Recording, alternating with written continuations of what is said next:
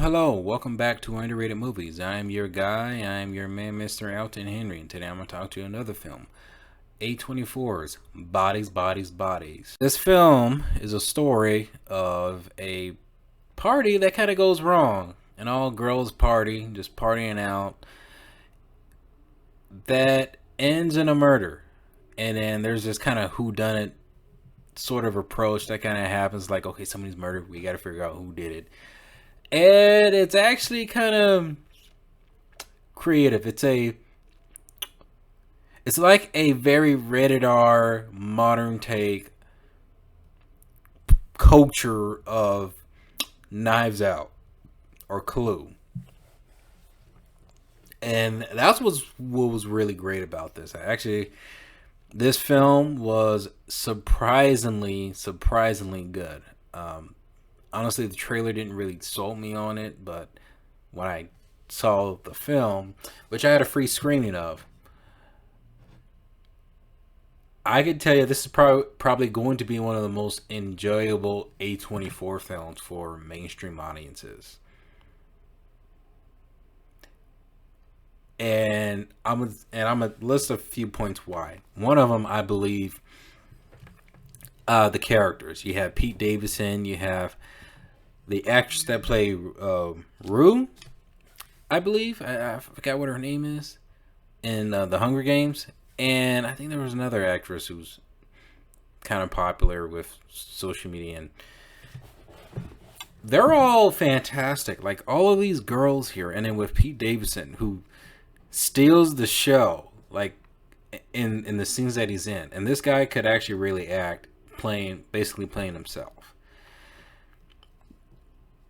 You can feel that these characters actually have relationships with one another. Like you can tell, like you can get the vibe that they've been friends. They have their own little, I guess, perceptions of relationships. Like sometimes these friends joke on one another, they clown one another, they go hardcore, like to the point to where you're like, I can't believe these people are friends. But it feels very authentic. It feels realistic and very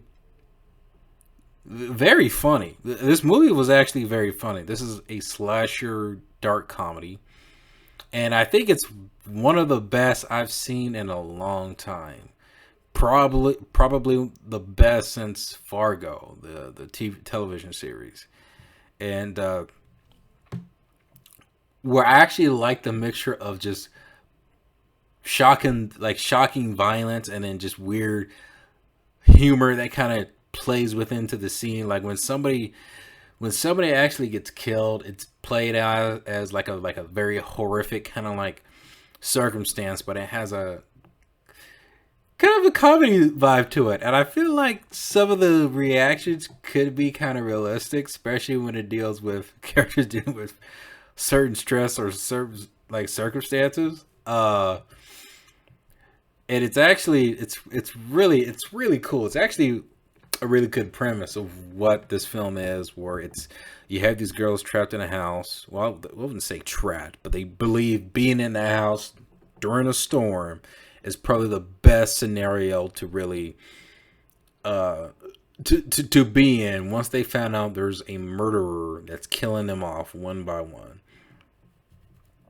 And I don't want to explain too much into it, because if I explain like detail to detail of how this movie plays out, I think it's going to spoil the surprise, because how the movie plays out, and then when you get to the end and you kind of realize like, wait a minute, so that's what it was all about, or the way they kind of unravel what the killer is, or how it kind of just turns the situation when you kind of look back and realize like what the actual situation was. You're like, what the hell?